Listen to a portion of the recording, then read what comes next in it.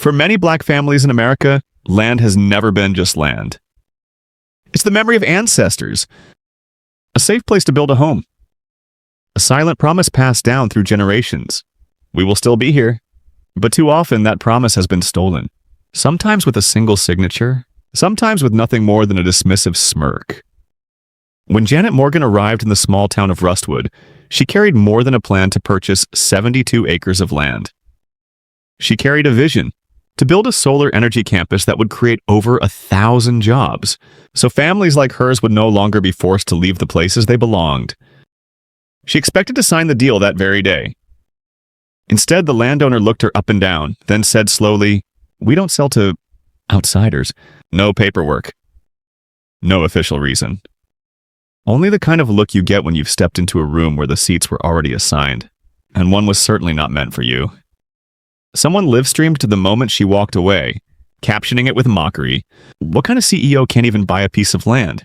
The local paper reported her failure, and the townsfolk breathed a sigh of relief. Everyone believed the story was over. But Janet was different. No public outrage. No lawsuits. No interviews.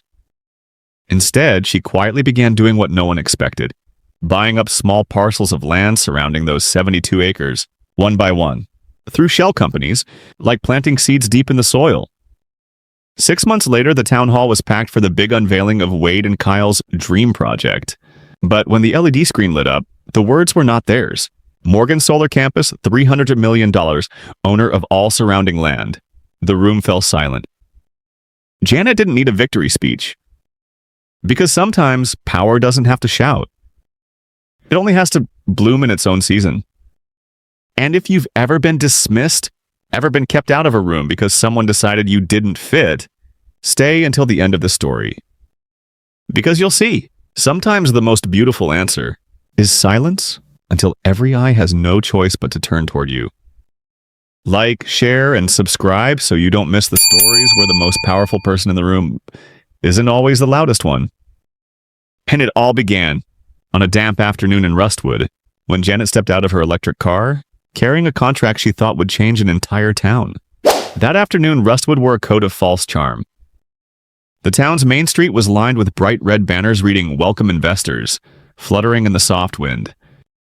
A small cafe on the corner played cheerful music, the smell of fresh waffles and roasted coffee spilling out onto the sidewalk. But it took Janet Morgan only seconds to realize those welcomes weren't meant for her.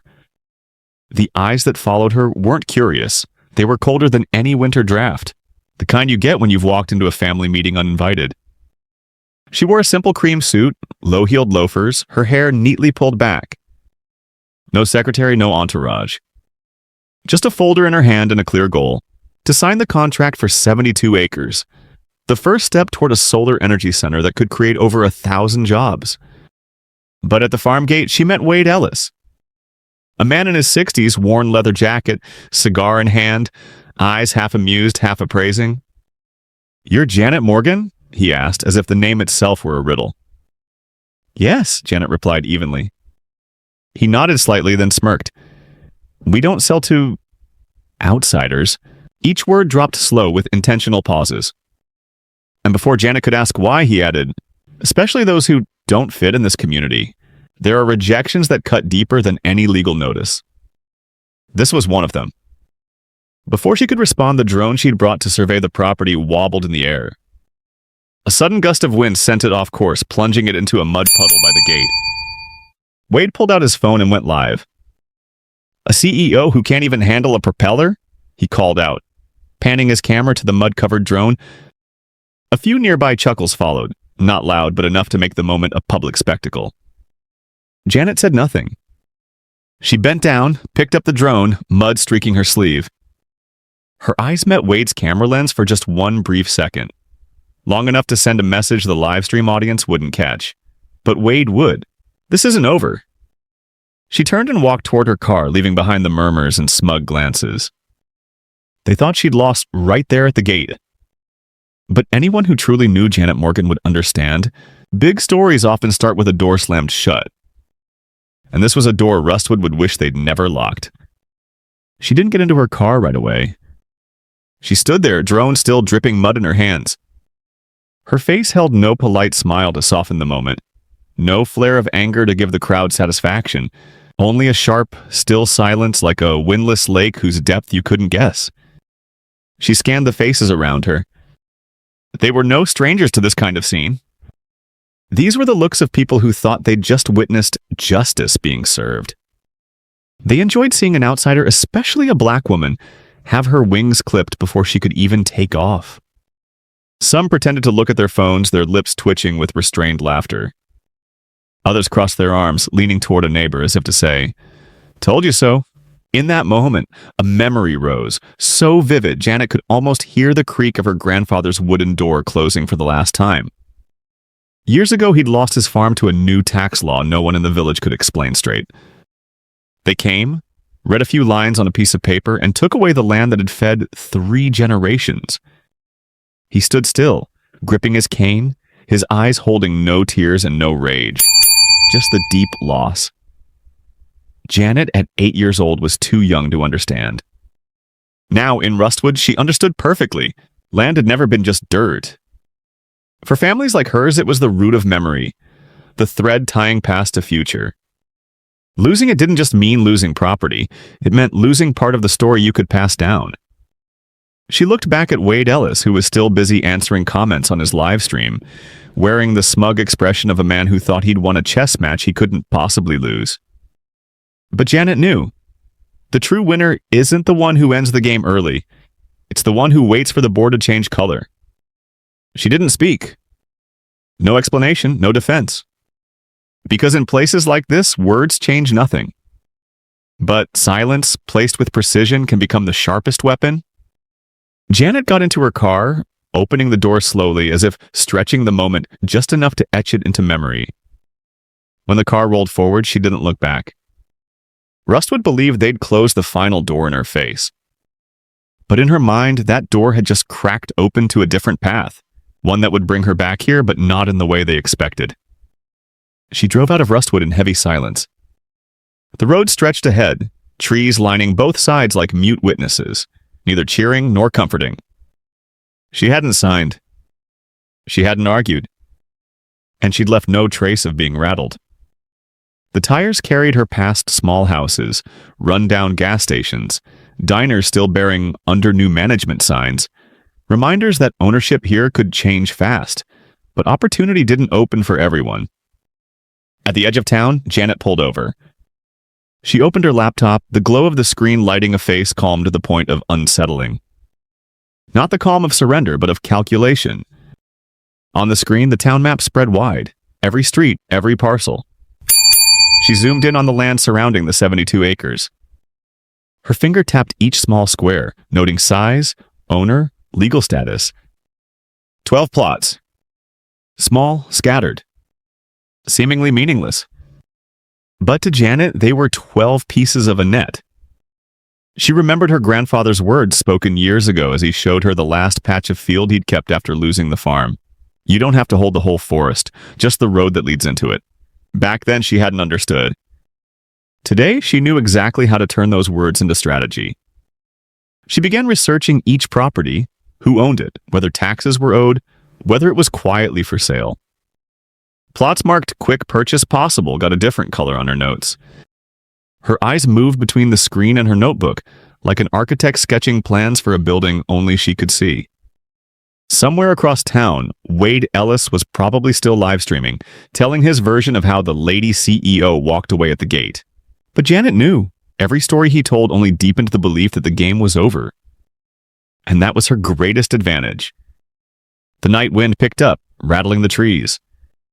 Janet closed her laptop, leaned back, and shut her eyes as if resting. But in her mind, each move was already taking shape. Whose name would be on the purchases? Where contracts would be signed, and most importantly, the exact moment the net would close without a sound. She started the car, merged onto the highway, leaving the dim town lights behind. They thought they'd seen her off for good. But Janet knew, sometimes to win the whole war, you first let the other side believe they've won the first battle. And Rustwood was about to learn what it means to lose a fight they never saw coming.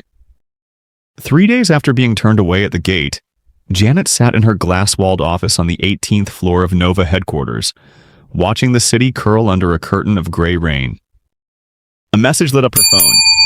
AmeriSolar has officially signed with Wade Ellis. The name AmeriSolar was nothing new to her. But the name attached to it now made her lips curl faintly. Kyle Bennett. The man she had once brought into Nova's leadership. The man she had trusted enough to sign off on multi-million-dollar deals in his name. And the man she personally fired, 12 minutes into a closed-door meeting, after discovering he'd inflated revenue figures to manipulate stock prices. Kyle was the kind of man who could wrap calculation in a likable smile. At Nova, he'd been the face of trust for investors, but Janet knew that behind that smile lived bent numbers and backroom deals. When she fired him, he didn't argue, didn't defend himself.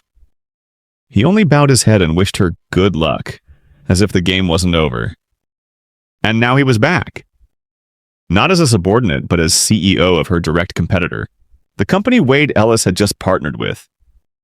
Local headlines blared, Rustwood welcomes new investor, AmeriSolar promises region's largest clean energy project.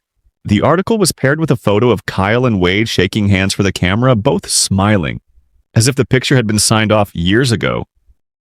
Janet studied the image and exhaled slowly. She wasn't surprised. Kyle was the type to exploit any crack for a comeback, eager to prove he'd won. What he didn't understand was this. Men like Kyle believed victory was about showing up first, posing for the first photo, hearing their names called first. They didn't realize the real chessboard wasn't even set yet. A staffer stepped in, placed a financial report on her desk, and asked hesitantly, "Do you want to respond to the press?" Janet shook her head. "No, let them tell their story." She closed her eyes briefly, letting the memory of Kyle's termination resurface. His calm that day, almost unnervingly so, with only a flicker of resentment in his eyes. That flicker had now become a triumphant smile for the cameras. But she knew that smile wouldn't last. And Kyle would soon learn that walking back onto Janet's board was always the wrong move. The Rustwood Chronicle ran the interview Thursday morning. Front page, Kyle Bennett, in a navy suit and gray tie, standing before an AmeriSolar banner. His gaze locked on the lens, smile pitched just right to inspire trust, but smug enough to remind readers he believed he held the upper hand. When asked about clean energy development in Rustwood, Kyle answered in the patient tone of a professor lecturing a room of underinformed students. A sustainability requires stability, and emotions, no matter how strong, cannot produce growth. To the average reader, it sounded like a harmless business observation. But Janet knew better. This wasn't general commentary. It was a sugar-coated blade, honed by a man who'd once sat across from her in the boardroom. Emotions here wasn't just an adjective, it was a coded insult. The same tired stereotype black women in leadership had heard for years. Emotional black woman. Janet read the quote 3 times, each pass peeling back another layer of condescension. Kyle was trying to summon an image, a woman losing her composure, overreacting, too irrational to lead a major project. By omitting her name, he made the jab harder to challenge publicly. A silent strike, but a precise one. What he didn't know was that what he saw as a weakness was something Janet had learned to turn into strategy. She had been emotional, at least in the eyes of those who waited for her to break under provocation. But her emotions weren't a liability, they were an engine. And when aimed correctly, they created a stamina men like Kyle couldn't fathom.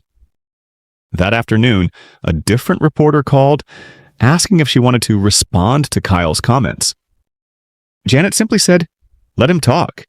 For now, I want his story in full." Her voice was steady, low, giving nothing away about the moves already being drawn up on her desk. Meanwhile, Kyle's face appeared everywhere in the local news, visiting schools, shaking shopkeepers' hands, playing the part of the new hero Rustwood had been waiting for. Each smile for the camera was like another nail he was hammering into the coffin he didn't yet know he was lying in. Because Janet understood, a smug smile is often the clearest sign someone's standing exactly where they need to be to fall.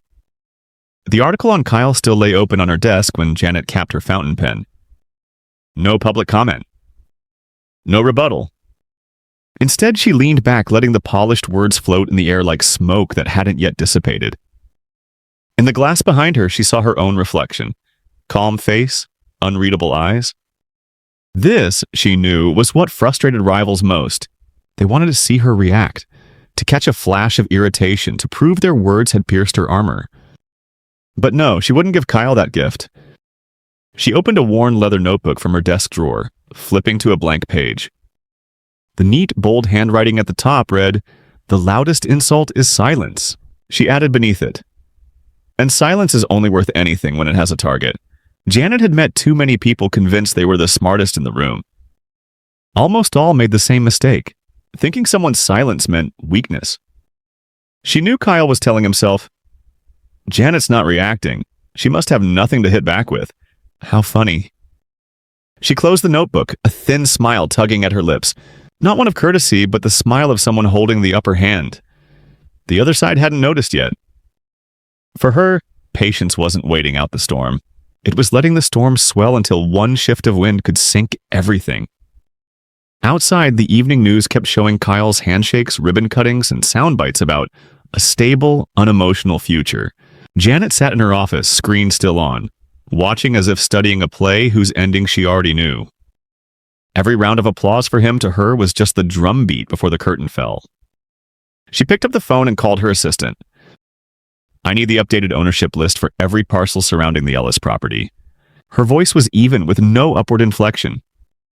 The assistant didn't ask why, just said, "Yes," and hung up. Janet turned back to the city below. Streetlights reflected off rain-slicked roads, forming a giant chessboard with its pieces still scattered. She knew she didn't need many moves to win, only to let her opponent think they were moving faster.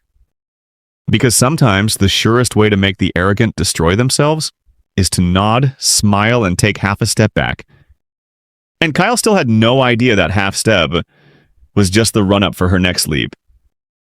2 weeks after the flashy handshake between Wade Ellis and Kyle Bennett, Janet submitted her land acquisition proposal to the Rustwood Town Planning Board. The application was meticulous to the last page. Blueprints for the Solar Energy Center, a detailed job creation plan, an environmental impact report, and community-specific commitments. Not a single loose thread. 3 days later, a thin envelope arrived at Nova Impact's office. The letter inside was aligned in perfect columns, its tone formal but cold as stone.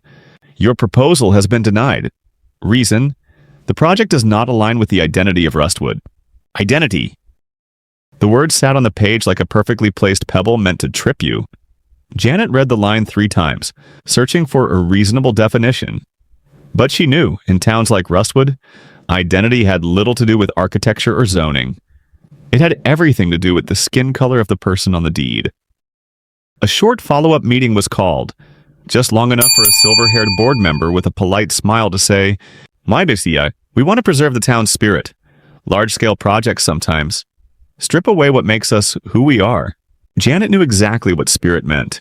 A small-town image where ownership stayed in the hands of a few families who'd been there for generations. A place where people like her, even with clear economic benefits, were seen as outsiders who might change the community's structure. She sat through it quietly, never interrupting. On paper, the words could be read as reasonable, civilized, but in that room they were a door closing softly from the inside. Unlocked, yet sending the message, "Don't knock again?" Janet left the meeting with her proposal folder still intact. Outside, the early autumn wind was cold and dry, swirling yellow leaves across the steps of City Hall. Passers-by nodded politely as if they'd all just completed a necessary ritual to keep an old order intact. She knew losing her temper would only turn this into a story about a black female CEO who couldn't take defeat. But Janet hadn't come to play the role of the reactor. She'd come to win. And to win, sometimes you let the other side believe they were running the board. When she stepped into her car, she didn't see the closed door as an ending. To Janet, it was simply an unlocked door. And an unlocked door always has more than one way in. 2 days after receiving the rejection letter, Janet called a friend in the county records office. Within hours, a thick packet landed on her desk, the approval history of Rustwood real estate projects over the last 10 years. Flipping through, she found one stamped approved in just 21 days. a private golf course by a group of white investors. The location? The very same 72-acre plot she was after. The approval reason read simply, consistent with the town's development goals. No environmental report, no job creation plan, just a few landscaping diagrams and vague promises of community value. Janet leaned back, letting out a quiet laugh. So this identity the planning board spoke of was remarkably flexible, as long as the faces behind it were the right ones. This wasn't a legal barrier, it was an old lesson wearing a fresh mask. She recalled last week's meeting, when a middle-aged board member in a brown suit and striped tie had smiled and told her, "Your project is like a dream." He paused, letting the compliment hang in the air, then promptly voted against her. A move so smooth no one in the room could quite name it, but Janet knew. It was the right hand refuses while the left hand still shakes yours maneuver, keeping appearances intact, ensuring she left without a public reason to fight back. That contradiction didn't discourage her, it armed her. If they feared being called out for open discrimination, they'd hide behind soft excuses. And soft excuses, Janet knew, were the easiest to break when the moment came. She pulled a sheet of paper and wrote 3 lines. Who approved the golf course? Who voted against me? Who fears losing face the most? Not to answer now, but to keep, like bullets waiting for their turn. Outside, light rain began to patter against the glass, dragging long streaks down like deliberate pen strokes. Janet told herself that lies like identity were just like the rain. They could blur the view, but they couldn't block the road if you knew where you were going. She closed the packet and set it aside. Rustwood had just shown her exactly how they played their hand, and once you knew the cards, the real game began. Next time, Janet wouldn't just sit in their boardroom. She'd control the table itself.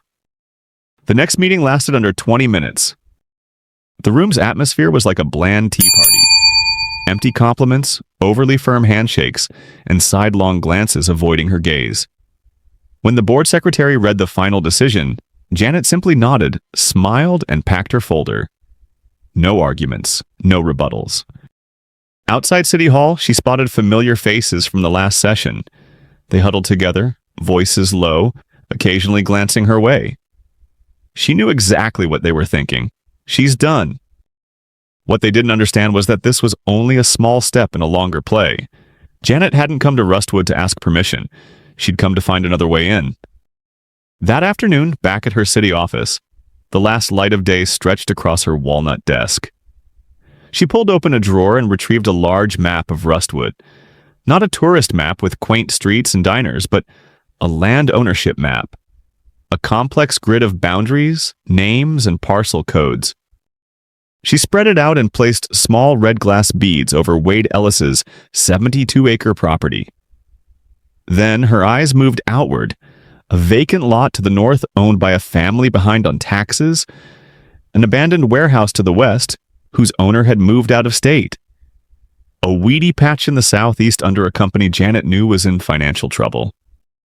One by one, her marker moved across the map, forming an arc that began to close around Wade's land. She didn't need to own it yet. All she needed was control over every access point, every bordering parcel, every piece of future project of Wade or Kyle would require. She leaned back, a small smile flickering. Not a smile of victory, but the smile of someone who'd just found the perfect back road. Rustwood thought they'd shut her out, but Janet knew the door wasn't locked. And when a door isn't locked, you can enter any way you want. In the corner of the map, she jotted a single line. Encircle before striking. Outside, the city lights came on, reflecting in the glass. Janet's eyes landed on a small southern parcel.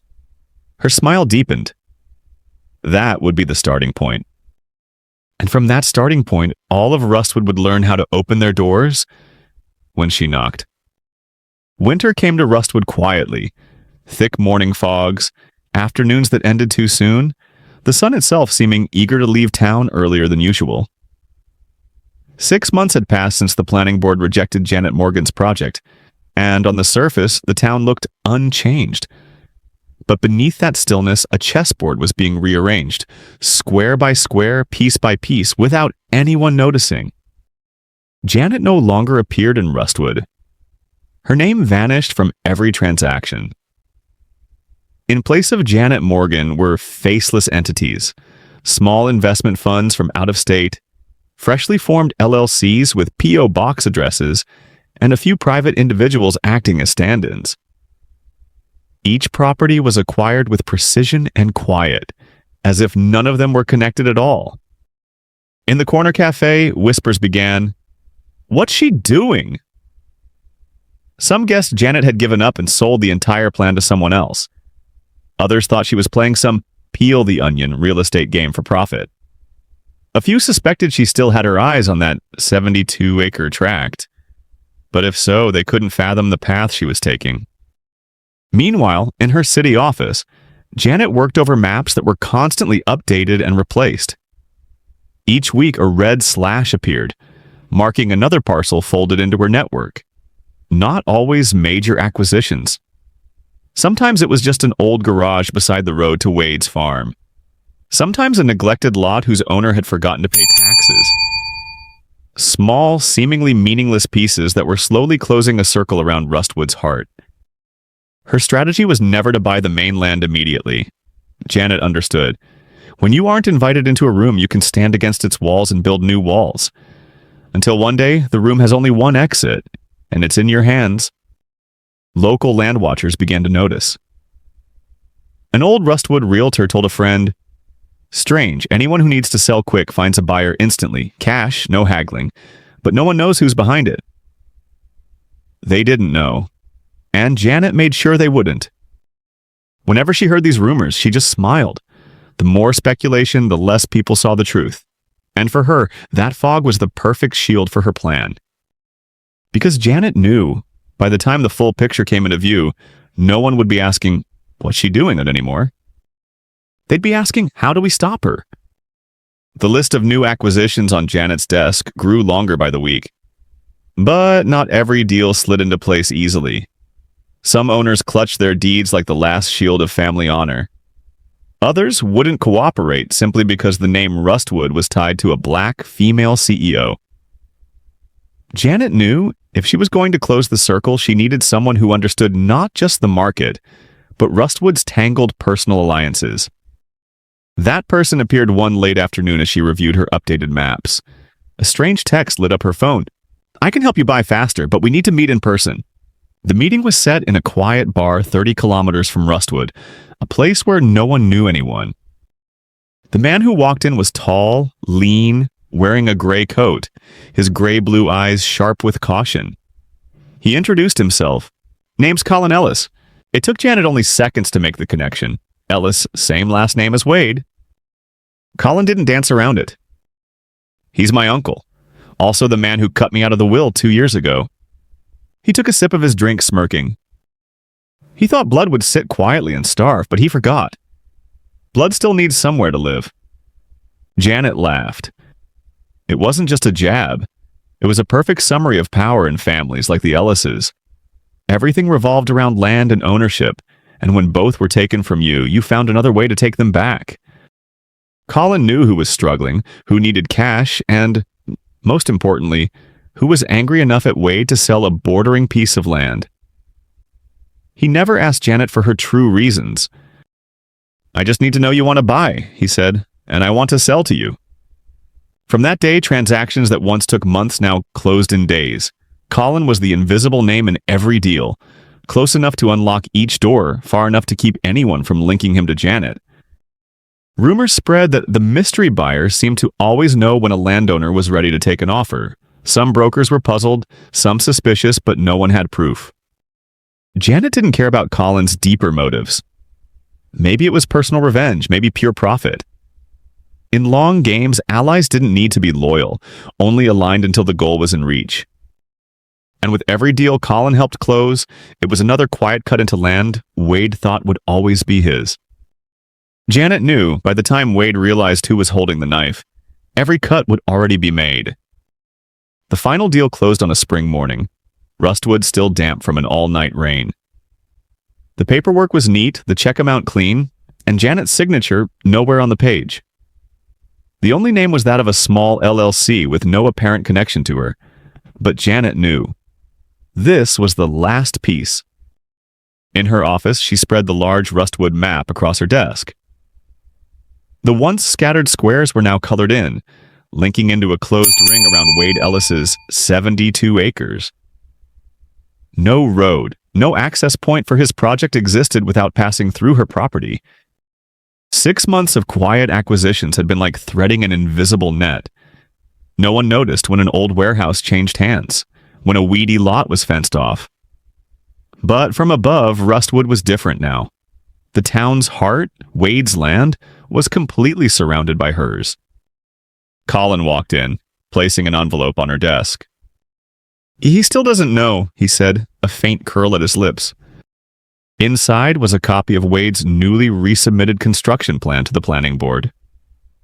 Every crisp line on the blueprint ran through land she now owned. "All it takes is one no from you," Colin added, "and his project is dead in the water." Janet traced the blueprint's main entrance with her finger, stopping where it crossed the small southern parcel. The first property she'd bought in this entire plan.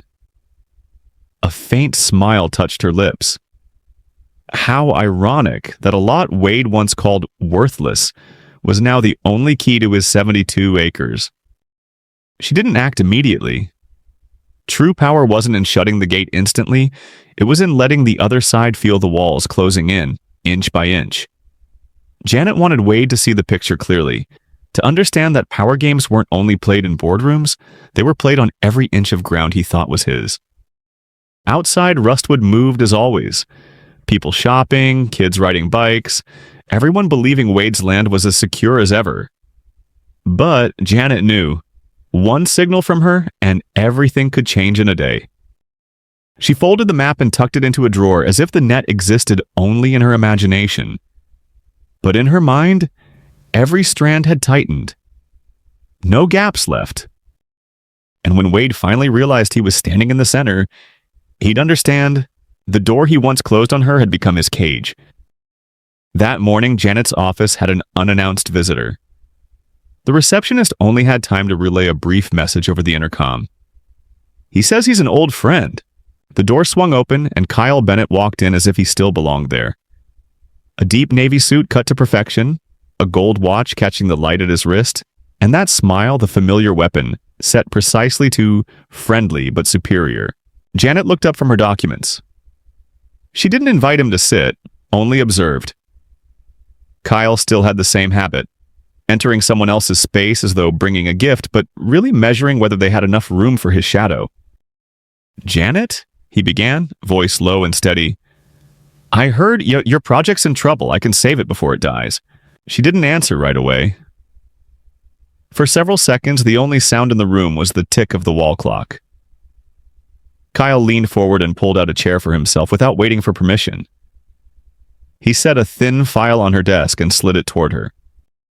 Marisolar and Nova could partner. You keep a little credibility, I make sure the project gets done. We split the benefits. The town will like this. They'll see you. Know when to compromise." Every word was carefully chosen, wrapped in a sugar coat of diplomacy, but still carrying the salty aftertaste of condescension. Know when to compromise landed like a reminder that, in Kyle's mind, Janet was just someone clinging to a table he believed he controlled. Janet leaned back, eyes fixed on him. She knew this play. People always appeared with that air of benevolence when they thought they'd found your limits.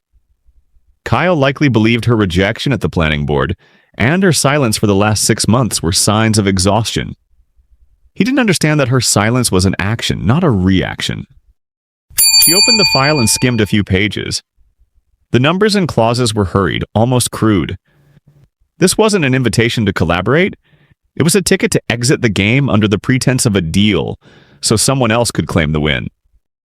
Janet smiled faintly. Not from amusement, but because this moment was unfolding exactly as she'd expected. Kyle didn't realize that when someone comes to save you, it's often because they've wandered dangerously close to the edge of their own cliff. She set the file down, folded her hands, and let another long beat of silence stretch. Because sometimes the strongest reply is letting the other person believe you're considering it. Instead of answering, she leaned forward and pulled open the bottom drawer of her desk. The place she kept things not everyone was allowed to see. A small lock clicked open, and she drew out a much thicker file than the one he'd brought. Black cover, no label, tied neatly with a red ribbon. She set it down gently and rotated it toward him as if it were a gift she'd been saving. "I think that before we talk partnership, you should look at this." Kyle raised a brow, slightly wary but still composed. He untied the ribbon and flipped the first page. His smile froze halfway. The top page was a printed email, subject line, "Ray Demographic Strategy," and right beneath it, his own name as the sender. The words were unmistakable, internal Nova conversations where Kyle had once joked that the best black talent in the industry is only good at telling their own story. Another email discussed keeping the leadership team visually uniform enough not to unsettle investors. Kyle flipped through more pages. Each one was a slice of the past he thought he'd buried. Snide remarks about black employees, calculated plans to edge Janet out of a major contract because she doesn't fit the leadership image the client wants. The room seemed to shrink. He no longer leaned back comfortably. His shoulders dipped, fingers gripping the paper edges. His face flushed, not from shame, but from the sudden anger of realizing he'd been maneuvered into this position. "You know," Janet said calmly, as if commenting on the weather, "internal correspondence tends to outlive people's wishes." Kyle closed the file but didn't meet her eyes. For a moment, the only sound was the whisper of pages settling, like a reminder of what couldn't be erased. Janet didn't need to raise her voice or name his offenses. Her silence did the work. The file stayed on the desk, a clear boundary between them, between the story he wanted to tell and the story she now held. From this moment on, every negotiation had shifted. And Kyle would soon understand. When the past isn't buried deep enough, it always knows how to dig itself up at the perfect time. He set the file down but kept a hand on its cover as if trying to hold it, or hide it. His eyes darted around the room, searching for an exit. Janet waited. She leaned forward, fingers interlaced, voice low and deliberate, each word perfectly balanced. "You were already exposed. I just waited for the right audience." Kyle shifted in his chair. He understood exactly what she meant. Those emails weren't just proof of racist attitudes. They were the kind of evidence that, in front of the right shareholders or a select few journalists, would cost him far more than a contract. "What do you want?" he asked, his voice lower, less certain than when he'd walked in. Janet didn't answer right away. She rose, stepped to the window, and looked out over the city. The midday sun bounced off glass towers so brightly it was hard to tell where the shadows ended and the reflections began. She turned back slowly. "I don't need anything from you, not right now.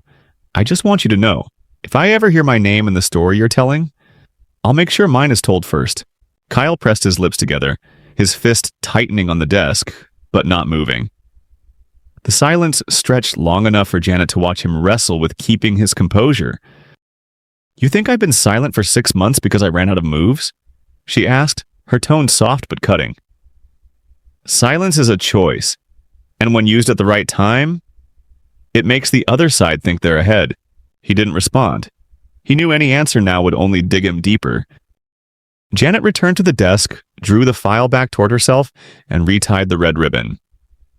She didn't tell him to leave, but she didn't invite him to stay either. "The door's open right now," she said evenly. "Don't think it'll stay that way forever." Kyle stood, straightened his tie, and walked out. The door closed behind him with a soft click, but to Janet it sounded like a marker dropping on the game board. She knew he wouldn't give up easily, but now every move he made would carry the shadow of fear that his past could surface at any moment. And Janet knew an opponent playing on the defensive is the easiest one to bring down. That afternoon, Rustwood's town hall blazed with light, a stark contrast to its usual subdued calm. From the street outside came the hum of voices, the staccato clicks of camera shutters, and hurried, polite greetings. The town planning board was hosting a public meeting to unveil the AmeriSolar project, an event they proudly called a historic step forward for Rustwood. Inside, the rows of chairs were neatly arranged, but the atmosphere felt more like a movie premiere than a meeting about land use. A massive banner hung center stage. Rustwood, a sustainable future. Beneath it sat Wade Ellis and Kyle Bennett in the front row, dead center, the spot every camera was pointed toward. Wade wore a charcoal suit and a deep red tie, one hand resting lightly on a polished wooden cane, the image of an old, powerful landowner.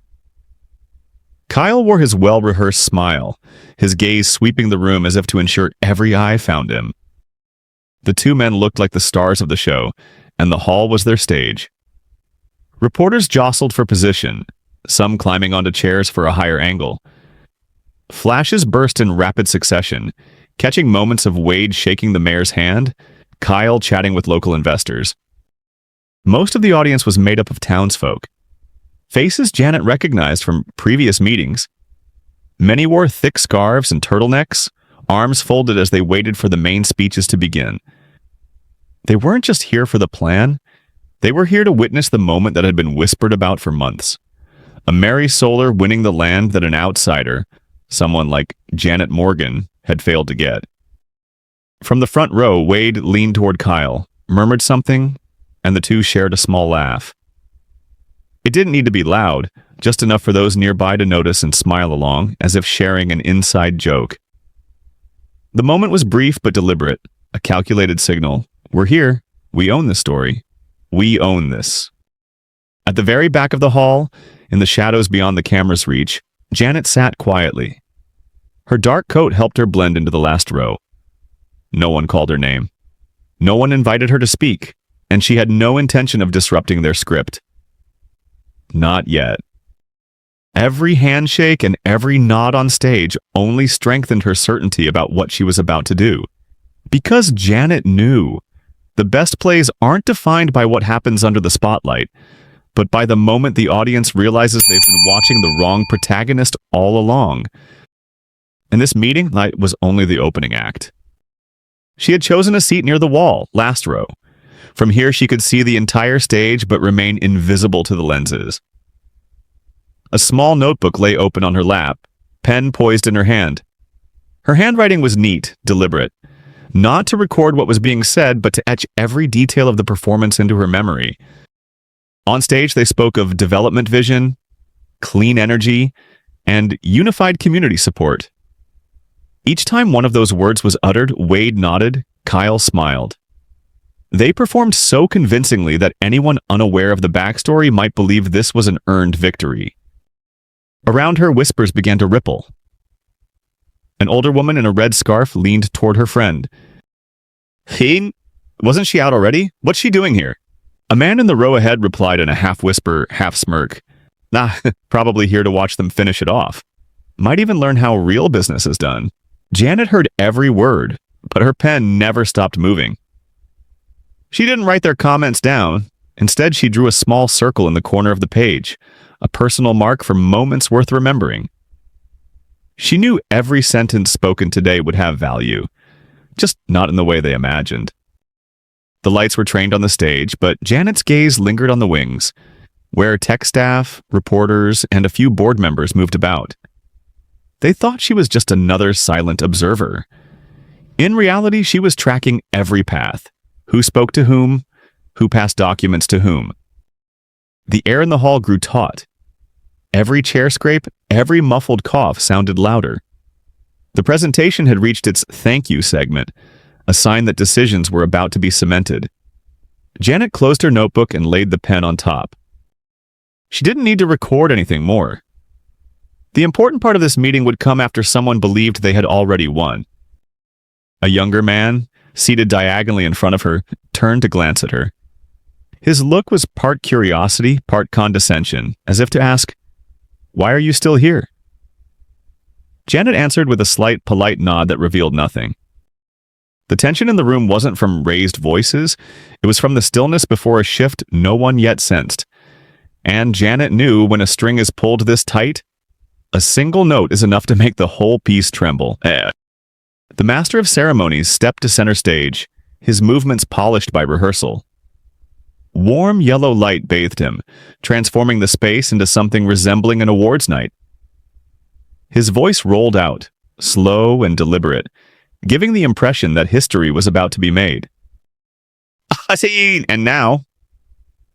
He paused, glancing at Wade and Kyle in the front row. It's time to announce the official partner for the Rustwood Energy Project. The words pulled the entire room's focus into a single point. Even those who had come only out of curiosity stopped what they were doing. A few photographers raised their cameras, ready to capture what they assumed would be the new beginning for the town. In the last row, Janet didn't move. Her back was straight, hands resting lightly on her closed notebook. Her eyes were fixed on the stage, not from suspense, but because this was the moment when all the pieces she'd been quietly arranging for 6 months would finally lock into place. On stage, Wade's half-smile was the kind worn by someone certain the outcome was already his. Kyle leaned slightly toward the microphone, clearly prepared for a victory speech. In those few seconds, Janet thought they looked exactly like the characters in her grandfather's old stories. The ones so intoxicated by imagined triumph, they never realized they'd been playing in someone else's game. The MC turned a page in his folder. There was a brief pause, just long enough for Janet to know what came next wouldn't match any script they had prepared. She didn't smile. She didn't shift in her seat. Only her gaze sharpened like a blade freshly honed. In her mind, a single thought rang clear, meant for no one but herself. Every battle has a moment when the strong become the weakest. The entire hall leaned forward, waiting for the name to be called. And in that instant, Janet drew in a slow breath, as though her hand had just touched the master switch for the whole room. Because she knew, in a few seconds, every confident face here would change completely. And when they realized it, it would already be far too late. The door they thought was theirs was about to open for the one person they had tried to shut out from the very beginning. The massive LED screen behind the MC flared to life, white letters appearing against a deep blue background, each word dropping into the minds of everyone in the room like a stone into still water. Nova Impact acquires Amerisolar for $1. Land not included. No one spoke. The only sounds were the faint clicks of camera shutters and a few sharp intakes of breath, like someone had just swallowed ice. Kyle blinked rapidly. He looked at the words, then at Wade, then back at the screen. 3 times, as if hoping the message would vanish. Wade's face was pulled tight as wire, his eyes locked on the screen, one hand gripping the armrest so hard his knuckles turned bone white. The MC continued, seemingly unaware of the earthquake he'd just unleashed. Under this agreement, full operational control of Amerisolar will transfer to Nova Impact. Effective immediately.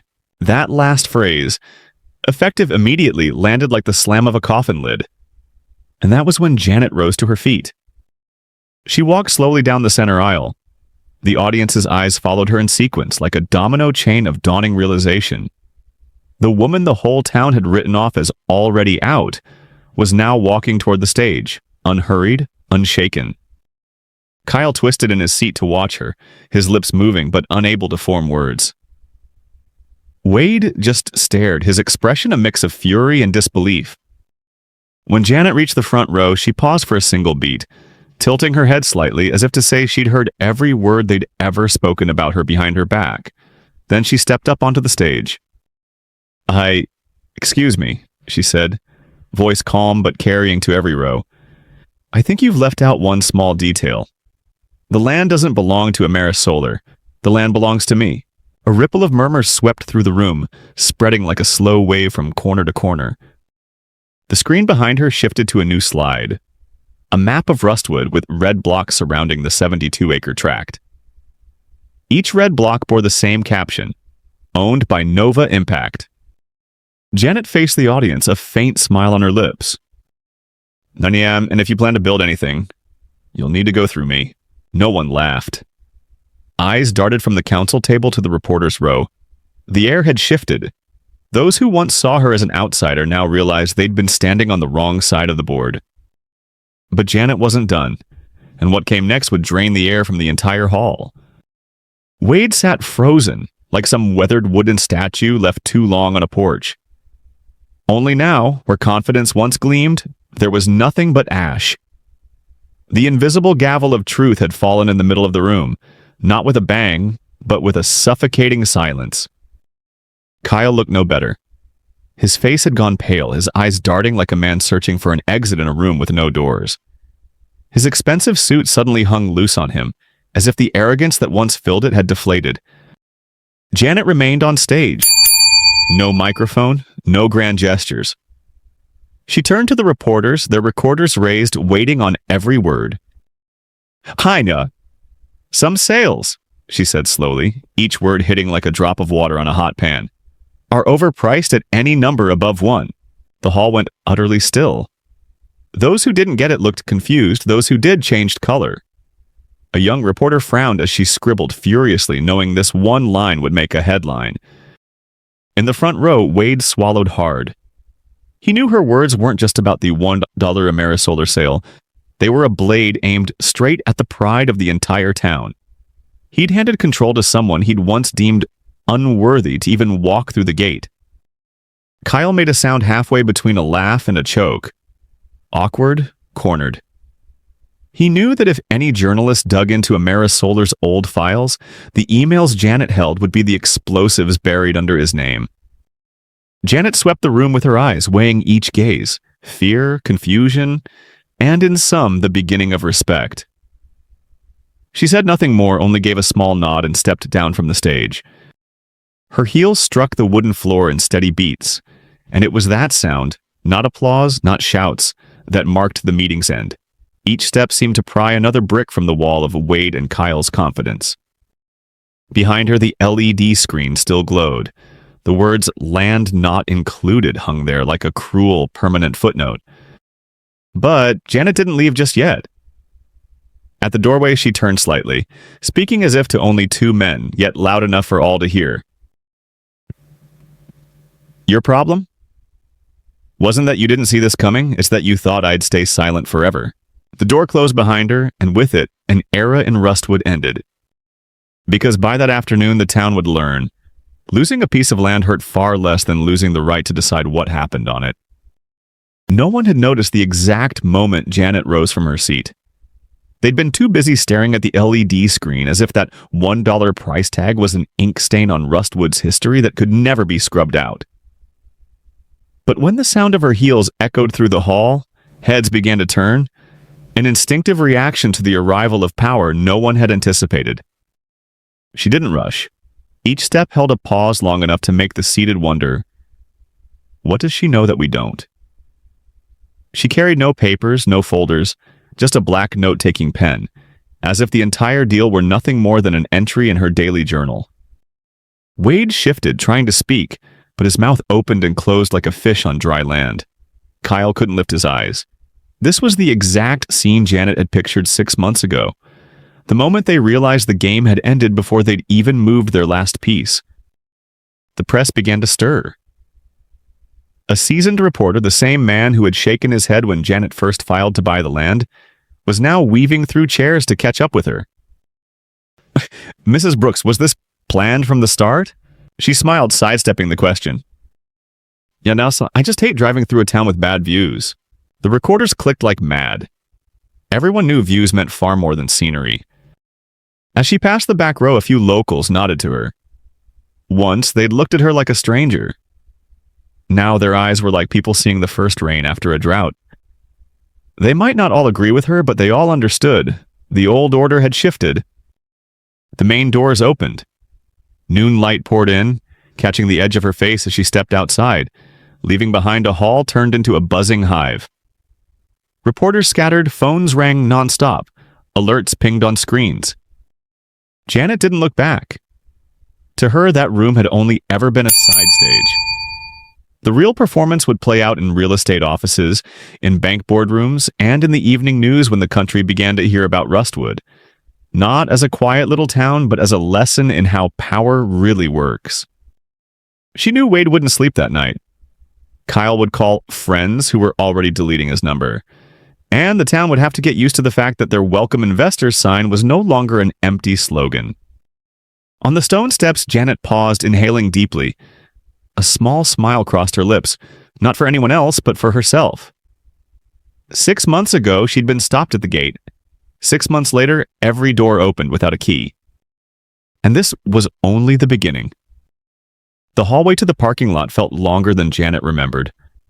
Or maybe it was just the footsteps trailing close behind her, the constant clicks of cameras like summer night insects.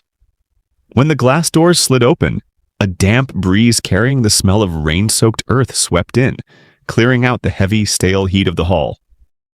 A voice called out, clear, steady, unshaken, "Why didn't you fight back right away?" The question landed like a pebble dropped into a still pond, sending ripples of curiosity through everyone waiting to hear her answer. They wanted fire, a combative soundbite fit for a headline. Janet paused for half a second, weighing whether the question deserved to alter the arc of her steps. She turned, meeting the reporter's gaze, a gaze that carried both curiosity and the hunger for a blow-up moment. Janet knew that look. They always wanted you to react, so they could box your story neatly under the label angry. She stepped closer, just enough to make the camera lens retreat half a step. Her voice was low, unhurried, each word sinking like a small stone into damp soil. Now, fighting back isn't the same as winning.